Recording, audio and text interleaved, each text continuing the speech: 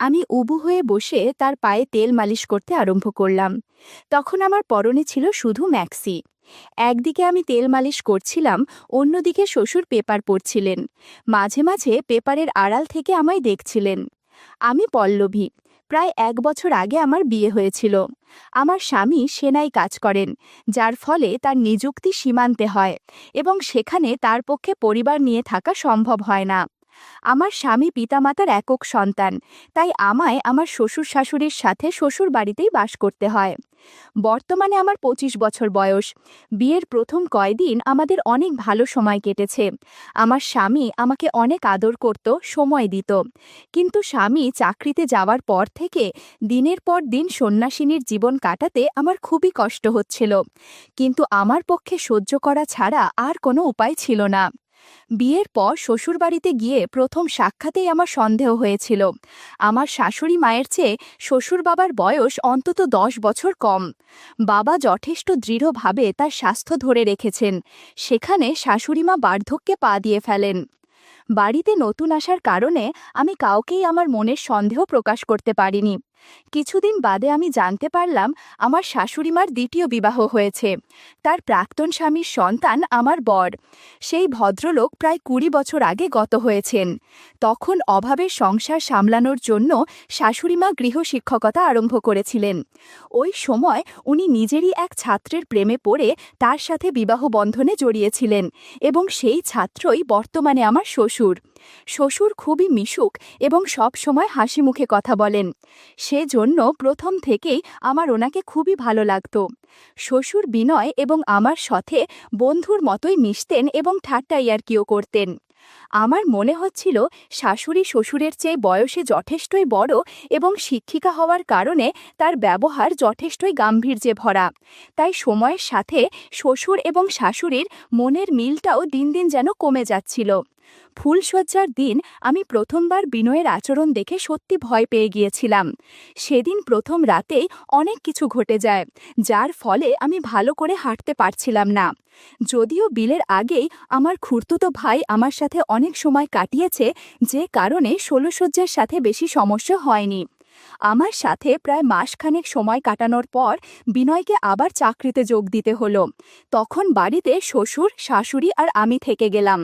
সেনার চাকরির অর্থ হলো বিনয় কবে আবার ছুটি পাবে আর বাড়ি ফিরবে তার ঠিক ঠিকানায় নেই। স্বামী ছাড়া কিভাবে আমাদের দিন কাটতে লাগলো তার কোনো হিসেব নেই। প্রায় দিন রাতে ঘুমানোর সময় এপাশ ওপাশ করে শুয়ে থাকি। মনের মধ্যে কেমন যেন একটা অনুভূতি হয়। বিয়ের সময় থেকে আমি ক্রিম দিয়ে নিয়মিত চুল কেটে রাখতাম। বন্ধুরা বুঝেছ তো কি বলেছি? যাই হোক, বিনয় চলে যাবার পর আমাকে দেখার কেউ ছিল না, তাই চুল কাটার আর প্রয়োজনও ছিল না। যদিও আমার চুলের ঘনত্ব কম, খুবই পাতলা এবং রেশমের মতো নরম, তাও সঠিক রক্ষণাবেক্ষণের অভাবে বেশ ঘন হয়ে গিয়েছিল। আমার পোশাক পরা নিয়ে শ্বশুরবাড়িতে কোনো বিধিনিষেধ নেই। আমি বাড়িতে সিল্কের হালকা শাড়ি আর ব্লাউজ পরে থাকি। তাছাড়া অন্য যে কোনো পোশাকেই আমায় খুব মানায়। বিনয় চলে যাবার পর শ্বশুর আমার পরম বন্ধু হয়ে উঠলেন এবং আমি কেনাকাটা করার জন্য ওনার সাথেই বাজারে যেতে লাগলাম।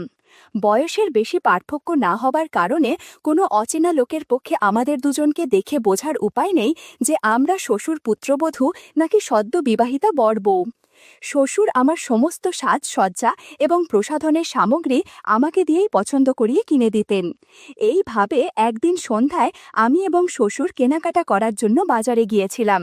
সেদিন আমার পরনে ছিল শাড়ি আর হাতাকাটা ব্লাউজ, আর যার ফলে আমাকে অনেক আকর্ষণীয় দেখাচ্ছিল।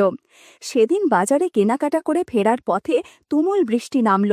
বাধ্য হয়ে আমাদের দুজনকে একটা সাইকেল রিকশায় চাপতে হলো এবং মাথা ঢাকা তুলে সামনের পর্দাটাও নামিয়ে দিতে হলো।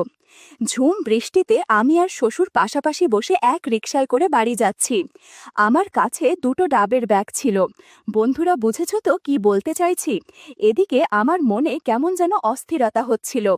এতদিন শ্বশুর আমার বন্ধু মতোই ছিলেন, কিন্তু রিকশায় তার প্রতি আমার ভেতর কেমন যেন একটা টান তৈরি হচ্ছিল। তখনই হঠাৎ আকাশে খুব জোরে বিদ্যুৎ চমকে উঠল এবং প্রবল জোরে মেঘের গর্জন হলো। সাথে সাথেই রাস্তার সব আলো নিভে গেল। আমি ভয় পেয়ে চমকে উঠলাম, না জানি কি হলো। হঠাৎ ঘটে যাওয়া এই ঘটনায় হতভম্ব হয়ে শ্বশুর নিজেও চমকে উঠলেন। শ্বশুর বললেন, পল্লবী, ভয় পাচ্ছ কেন? আমি তো তোমার পাশেই রইছি, ভয় নেই, কিচ্ছু হবে না। কিছুক্ষণ পর আমরা বাড়িতে চলে আসলাম। রিকশা থেকে নামার সময় খেয়াল করলাম শ্বশুর আমার দিকে আর চোখে তাকাচ্ছে। বৃষ্টির কারণে আমার অনেক কিছু আবছাভাবে বোঝা যাচ্ছিল। আমি বিষয়টি বুঝতে পেরেও কিছুই বললাম না। বাড়ি ফেরার পর আমি পোশাক পাল্টানোর পর হাত মুখ ধোবার জন্য বাথরুমের দিকে এগুলাম। বাথরুমের দরজাটা হালকা আটকানো ছিল, তাই আমি সামান্য ধাক্কা দিতেই সেটা খুলে গেল। বাথরুমের ভিতরের দৃশ্য দেখে আমি সত্যি হতভম্ব হয়ে গেলাম। শ্বশুর জাদুর লাঠি নিয়ে অদ্ভুত আচরণ করছেন। আমার বুঝতে বাকি রইল না উনি আমার কথা চিন্তা করে এসব করছেন।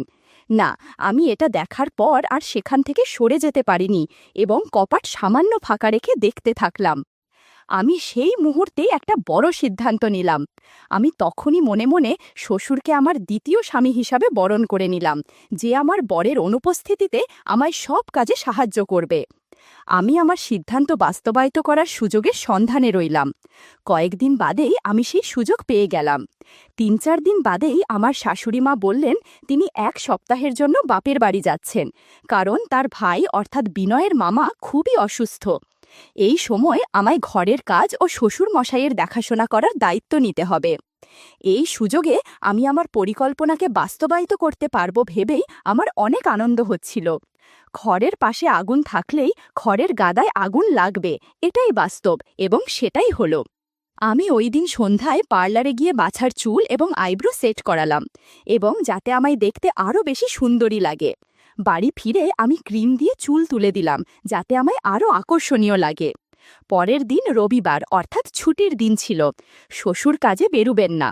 সকালেই শাশুড়ি তার বাপের বাড়ি চলে গেলেন এবং বাড়িতে আমি আর শ্বশুর থেকে গেলাম। কিছুক্ষণ বাদে শ্বশুর স্নানের জন্য প্রস্তুত হলেন। আমি সাহস করে বললাম, শ্বশুর, দাও না, আমি আপনাকে তেল মালিশ করে দিচ্ছি। শ্বশুর একটু ইতস্তত করলেন ঠিকই, কিন্তু আমায় না বলতে পারলেন না। আমি উবু হয়ে বসে তার পায়ে তেল মালিশ করতে আরম্ভ করলাম। তখন আমার পরনে ছিল শুধু ম্যাক্সি। একদিকে আমি তেল মালিশ করছিলাম, অন্যদিকে শ্বশুর পেপার পড়ছিলেন। মাঝে মাঝে পেপারের আড়াল থেকে আমায় দেখছিলেন। একটু পর বললেন, তুমি যখন এত কাছে বসো কেমন জানি এক অদ্ভুত শান্তি পাই, আবার অস্থিরতাও হয়। খবরের কাগজে চোখ রাখি বটে, কিন্তু মনটা তোমাকে নিয়েই পড়ে থাকে। আমি বললাম, আপনার সেবা করার জন্যই আমি আছি। আপনার যখন যা লাগবে আমাকে বলবেন, আমি সেটা দিব। শ্বশুর বললেন, সময় হলে তোমার সাথে গল্প করব। আমি অন্য প্রসঙ্গ তুলে বললাম, এখন আমি ঘরের অন্য কাজগুলো করব, আপনি স্নান করে আসুন। একদিকে শ্বশুর স্নান করতে গেলেন আর আমি ঘরের অন্য কাজগুলো করতে শুরু করলাম। শ্বশুরের স্নান হয়ে যাবার পর আমি স্নানে ঢুকলাম। ওই সময়ে বাথরুমের লাগোয়া ঘরে বসে শ্বশুর আবার কাগজ পড়ছিলেন। আমি স্নানের শেষে শুধু একটা তোয়ালে জড়িয়ে বেরিয়ে এলাম। আমি লক্ষ্য করলাম শ্বশুর কাগজের আড়াল থেকে আর চোখে তাকিয়ে আছে। একটু পর আমি নিজের ঘরে চলে গেলাম আর রেডি হয়ে দুপুরের খাবারের প্রস্তুতি নিলাম। বিকেলবেলায় শ্বশুর আমাকে বললেন, পল্লবী, চলো আমরা দুজনে একটা সিনেমা দেখে আসি। আমি সাথে সাথেই রাজি হয়ে গেলাম, কারণ সিনেমা চলাকালীন 2.5 ঘন্টা ধরে সিনেমা হল অন্ধকার থাকে। এই সুযোগে অনেক আনন্দ করা যাবে। আমি জিজ্ঞেস করলাম আমি কি পোশাক পরব। শ্বশুর আমায় লেগিংস আর কুর্তি পরতে অনুরোধ করলেন, কারণটা আমি তখনই ধরে ফেলেছিলাম। আমি শ্বশুরের পছন্দের পোশাক পরে তৈরি হয়ে গেলাম এবং তার সাথে সিনেমা হলের দিকে রওনা দিলাম। সিনেমা হলের ভিতরটা ফাঁকাই ছিল, শুধু আমাদের মতোই কিছু জুটি সিনেমা দেখতে এসেছিল। আমি আর শ্বশুর আশেপাশে ফাঁকা জায়গা দেখে পাশাপাশি বসলাম।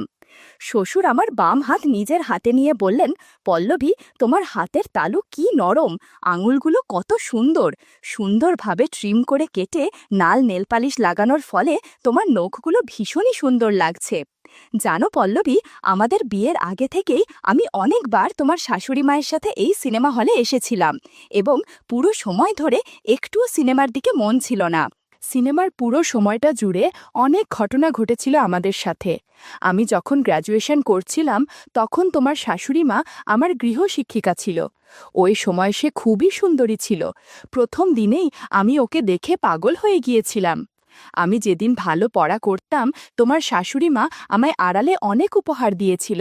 আমিও সেসব পুরস্কার পাবার লোভে খুব মন দিয়ে পড়াশোনা করতাম।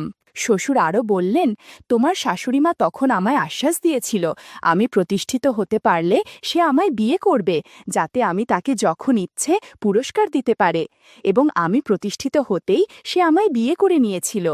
তারপর টানা 15 বছর ধরে দিনের পর দিন শাশুড়িমা আমাকে অনেক পুরস্কার দিয়েছে, কিন্তু 2 বছর আগে থেকেই ওর মধ্যে পরিবর্তন আসতে শুরু করে। এখন আমি পুরস্কার চাইলে সে দেয় ঠিকই, কিন্তু সে মন থেকে দেয় না। তাই আমাদের মধ্যে ধীরে ধীরে দূরত্ব বাড়তে থাকে। অথচ দেখো, আমার তো সবে 37 বছর বয়স, এবং তুমি নিজেও বুঝতে পেরেছ। তাই আমি প্রায় প্রতিদিন একাকিত্ব অনুভব করি। তুমি আসার পর থেকে মনের কল্পনায় তোমায় বসিয়ে নিয়েছি। শ্বশুরের কথা আমি অনেকটা ইমোশনাল হয়ে পড়লাম। এদিকে সিনেমা হলে অন্ধকার হয়ে এসেছে, শীঘ্রই সিনেমা শুরু হবে। শ্বশুর পপকর্নের প্যাকেট থেকে পপকর্ন খেতে শুরু করলেন। আমি মুচকি হেসে বললাম, শ্বশুর মশাই, আপনার মনে আছে কি আপনি একদিন আমায় দোকানে নিয়ে গিয়ে নিজে পছন্দ করে এই দামি জামার সেটটা কিনে দিয়েছিলেন? তখন কি ভাবতে পেরেছিলে কোনো একদিন আপনার সাথেই এই জামা পরে সিনেমা দেখতে আসব?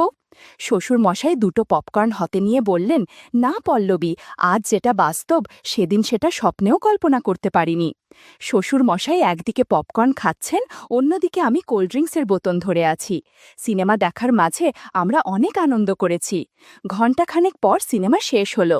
হলের লাইট জ্বালানোর সাথে সাথে লক্ষ্য করলাম অন্যান্য কাপল যারা সিনেমা দেখতে এসেছিল তারা সবাই কম বেশি অগোছালো হয়ে গেছে। সবাই নিজেদের গুছিয়ে সিনেমা হল থেকে বেরিয়ে এলো। আমরাও তার ব্যতিক্রম নই। সিনেমার শেষে আমরা দুজনে ভালো হোটেলে রাত্রিভোজন করে বাড়ি ফিরে এলাম। সদর দরজা বন্ধ করার পরেই শ্বশুর বললেন, যাও গিয়ে ফ্রেশ হয়ে নাও, আর হ্যাঁ, আজ রাতে শুধু ব্লাউজ আর পেটিকোট পরবে। শ্বশুরের কথাও তো আমিও তাই করলাম। শ্বশুর বললেন, তোমার পোশাক দিন দিন টাইট হয়ে যাচ্ছে। বিনয় বিদেশ থেকে এসে যদি বলে ঢিলেঢালা পোশাকগুলো এরকম হলো কিভাবে, তখন কি উত্তর দিবে? আমি বললাম, এসব নিয়ে এখন ভাবতে হবে না, বলবো শ্বশুর শাশুড়ি অনেক যত্ন করেছে তাই এরকম হয়েছে। শ্বশুর হেসে বললেন, তুমি যা ভালো মনে করো, চলো এবার আমার ঘরে। এত তাড়াতাড়ি আমার ঘুম আসবে না, তোমার সাথে ঘণ্টাখানেক গল্প করব, তাছাড়া তোমার শাশুড়ি ফিরে আসলে আর গল্প করতে পারবো না। আমি ব্লাউজ আর পেটিকোট পরে শ্বশুরের রুমে গেলাম। অনেক কথা বলেছিলাম সে রাতে। শ্বশুরও অনেক কথা বলেছিলেন, যেন মনে হচ্ছিল এটাই তার কাছে শেষবার। আজ রাতে আমার মনটা খুবই খারাপ লাগছিল। সব সময় মনে হচ্ছিল এটাই বোধহয় শেষবারের মতো আমি শ্বশুরের সাথে গল্প করছি, কারণ পরের দিন সকালেই শাশুড়ি ফিরে আসবেন। ওনার উপস্থিতিতে শ্বশুরকে আমি আর কোনোদিন কাছে পাব না। পরের দিন শ্বশুর কাজে বেরিয়ে যাবার পরে শাশুড়িমা বাড়ি ফিরলেন। আমার দিকে চেয়ে মুচকি হেসে পোশাক বদলানোর জন্য ঘরে ঢুকে গেলেন। তবে তার চাউনি এবং হাসি আমার কেমন যেন রহস্যময় মনে হলো। কিছুক্ষণ বাদে শাশুড়ি পোশাক পরিবর্তন করে মুখ হাত পা ধুয়ে ঘরে এসে বসলেন এবং চা জল খাবারের পর আমায় বললেন, কিরে পল্লবী, 7 দিন কেমন কাটালি? সব ঠিক আছে তো? তোর কোনো অসুবিধা হয়নি তো? তোর শ্বশুরের ভালো করে সেবা করেছিলি তো? আমি হেসে বললাম, হ্যাঁ শাশুড়ি, সব ঠিক আছে। 7 দিন আমি আর শ্বশুর খুবই ভালো সময় কাটিয়েছি, কোনো অসুবিধা হয়নি। মামা শ্বশুর এখন ভালো আছেন তো? শাশুড়ি হেসে বললেন, হ্যাঁ রে, তোর মামা শ্বশুর এখন ভালো আছে। তারপর যে কথাটি বললেন সেটা শুনে আমার মাথা ভোঁ ভোঁ করে ঘুরে গেল। শাশুড়ি হেসে জিজ্ঞেস করলেন, হ্যাঁ রে, তোর শ্বশুর তোকে কষ্ট দেয়নি, মানে তোর ব্যথা লাগেনি তো? শাশুড়ি এ আবার কি প্রশ্ন করছে? সে মনে মনে কি ভাবছে? তাহলে সে কি আমার আর শ্বশুরের গত 7 দিনের কীর্তি সব বুঝতে পেরে গেছে? ছি ছি, সে কি ভাবছে? আমি থতমত খেয়ে যেন বোবা হয়ে গিয়েছিলাম। শাশুড়ি আবার বললেন, শোন পল্লবী, আমি সব জানি এবং সব বুঝতে পেরেছি। আমি নিজেই এটা চেয়েছিলাম। আমার বয়স হয়েছে, একসময় পারলেও আমি তোর শ্বশুরকে আর এখন উপহার দিতে পারি না। বিয়ের 1 মাস পর থেকে কাজে যোগ দেবার ফলে বিনয় বাড়িতে থাকতে পারেনি। স্বামী ছাড়া মেয়েদের কেমন অনুভূতি হয় আমি সেটা বুঝতে পারি, আর ইচ্ছে করেই 1 সপ্তাহের জন্য বাপলের বাড়ি গিয়েছিলাম, যাতে আমার অনুপস্থিতিতে তুই আর তোর শ্বশুর কাছে আসতে পারিস। তোর ক্লান্ত মুখ দেখে বোঝা যাচ্ছে কাল রাতে কি কি হয়েছে। তুই ভয় পাস না, আমি ভীষণ খুশি হয়েছি। শাশুড়ির কথা শুনে লজ্জায় আমার মুখ চোখ লাল হয়ে যাচ্ছিল। আমার মনে হচ্ছিল আমি যেন শাশুড়ির হাতে চুরির দায়ে ধরা পড়ে গেছি। আমি শাশুড়ির চোখের দিকে তাকাতেও পারছিলাম না, কোনো কথাও বলতে পারছিলাম না। তবে তার বাপের বাড়ি যাওয়াটা যে উদ্দেশ্য প্রণোদিত ছিল সেটা জেনে আমার ভিতর ভিতর খুব আনন্দ হচ্ছিল। সারা দিন আমি লজ্জায় শাশুড়ির সাথে আর কথাই বলতে পারিনি। সন্ধ্যায় শ্বশুরবাড়ি ফেরার পর শাশুড়ি তাকে হেসে বললেন, "কি গো, কেমন আছো? আমার এই ছোট্ট বৌমাকে কষ্ট দাওনি তো?" শাশুড়ির কথায় শ্বশুরও থতমত খেয়ে কোনো উত্তর দিতে পারেননি। রাত্রিভোজনের পর শ্বশুর ও শাশুড়ি নিজেদের ঘরে চলে গেলেন এবং আমি আমার ঘরে ঢুকে পড়লাম। আমার মধ্যে অস্থিরতা হতে শুরু করেছে। আসলে গত 7 দিন ধরে যা পেয়েছি তা হঠাৎ করে বন্ধ হয়ে যাওয়ায় ঘুম হচ্ছিল না। কিছুক্ষণ বাদে আমার ঘরের দরজায় টোকা পড়ল। আমি ঘরের বাহিরে বেরিয়ে দেখলাম শাশুড়ি দাঁড়িয়ে আছেন। উনি আমায় বললেন, "পল্লবী, এখনই আমার ঘরে আয় তো, একটা বিশেষ দরকার আছে।" আমি শাশুড়ির সাথে ওনার ঘরে ঢুকলাম। শাশুড়ি হেসে বললেন, "শোন, একবার দুজকে মিলিয়ে দেবার পর আর তাদের আলাদা রাখা উচিত হবে না। তাই আমি নিজের চোখে তোদের গল্প করা দেখতে চাই।" শাশুড়ির কথা শুনে আমি এবং শ্বশুর কারুরই বুঝতে দেরি হয়নি ওনার এই কথা বলার কী উদ্দেশ্য। আমি বললাম, "শাশুড়িমা, আপনিও আমাদের সাথে গল্প করুন, দেখবেন অনেক ভালো লাগবে।" সেদিন রাতে আমরা 3 জন অনেক গল্প করেছি, অনেক চেঁচামেচি করেছি। সেদিনের পর থেকে আমি প্রতি রাতেই শ্বশুর আর শাশুড়ির ঘরে যেতাম। মাঝে মধ্যে শাশুড়ি আমার ঘরে আসতেন। কোনো দিন তো 3 জনে রান্নাঘরেও গল্প করেছি। এসব কিছু যেন আমাদের প্রতিদিনের কাজের মতো হয়ে গেছে।